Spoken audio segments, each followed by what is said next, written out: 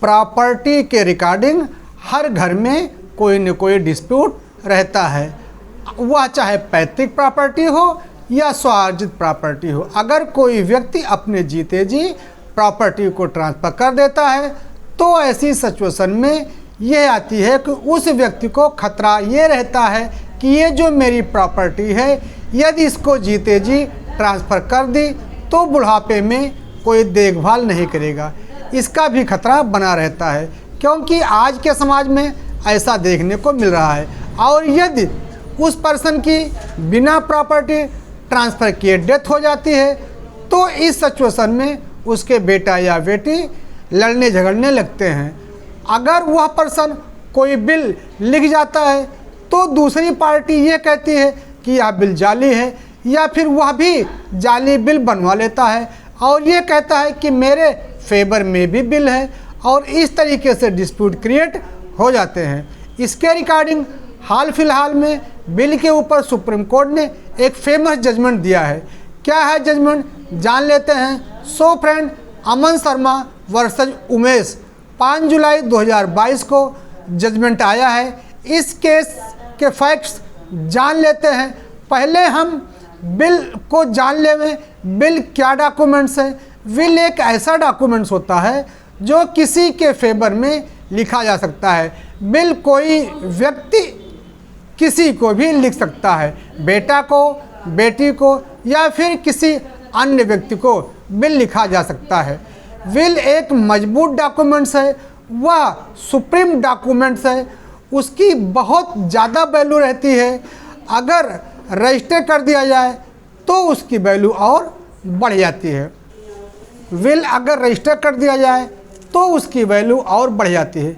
Will एक कागज़ का टुकड़ा भी रह सकता है अगर उसको प्रूव ना किया जाए। विल एक कागज़ का टुकड़ा भी रह सकता है अगर उसको प्रूव ना किया जाए। बिल रजिस्टर्ड डॉक्यूमेंट भी हो सकता है और नॉन रजिस्टर्ड डॉक्यूमेंट भी हो सकता है। सिंपल एक कागज़ में कोई पर्सन बिल लिख जाता है तो उसको भी मान लिया जाता है, बशर्ते उसको प्रूव कर दिया जाए। अब हम इस केस के फैक्ट्स जान लेते हैं। क्या हुआ था कि कैसे 2 बिल सिर्फ कागज़ का टुकड़ा बनकर रह गया था। इस केस में एक ग्रैंड फादर था जिसका नाम लाहौरी राम था। इसका इकलौता बेटा था जिसका नाम कृष्ण कुमार था।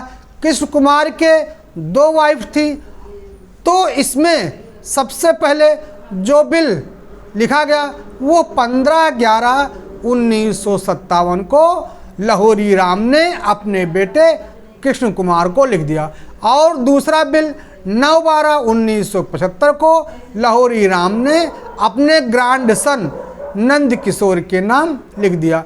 नंद किशोर कृष्ण कुमार के दूसरी वाइफ का बेटा था। और तीसरा बिल जो लिखा गया वो 20 अक्टूबर 1993 को लिखा गया। यह बिल कृष्ण कुमार ने अपने सेकंड वाइफ के नाम लिख दिया। तो इस तरीके से फर्स्ट बिल 15/11/1957 में कृष्ण कुमार के पक्ष में लिखा गया है। सेकंड बिल 9/12/1975 को नंद किशोर के पक्ष में लिखा गया है, जो कि दोनों बिल प्रूव नहीं हुआ। यहाँ पर यह भी जान लेते हैं कि फर्स्ट बिल जो था उसको प्रूव होना या ना होना इसका कोई मतलब नहीं था, क्योंकि लाहौरी राम के मरने के बाद कृष्ण कुमार इकलौता लड़का था। यदि बिल ना लिखा गया होता तो भी वरासतन प्रॉपर्टी कृष्ण कुमार को ही मिलती। तीसरी बिल कृष्ण कुमार ने बनाई थी 20 अक्टूबर 1993 को। इस बिल को प्रूव कर दिया गया 2 गवाहों के माध्यम से और दस्तावेज लेखक के माध्यम से। उसके द्वारा इस बिल को प्रूव कर दिया गया, और चारों कोर्ट की जो फाइंडिंग आई वह यही निकली कि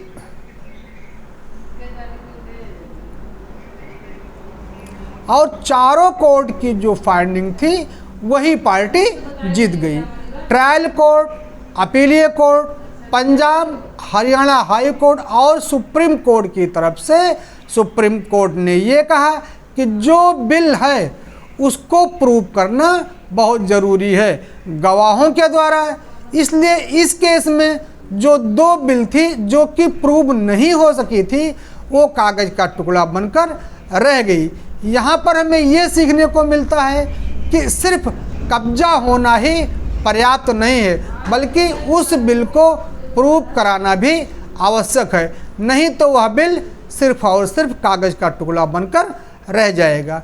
दोस्तों, अगर आपको मेरा वीडियो अच्छा लगा तो हमें चैनल को सब्सक्राइब कर लीजिएगा। तब तक के लिए प्रणाम, धन्यवाद।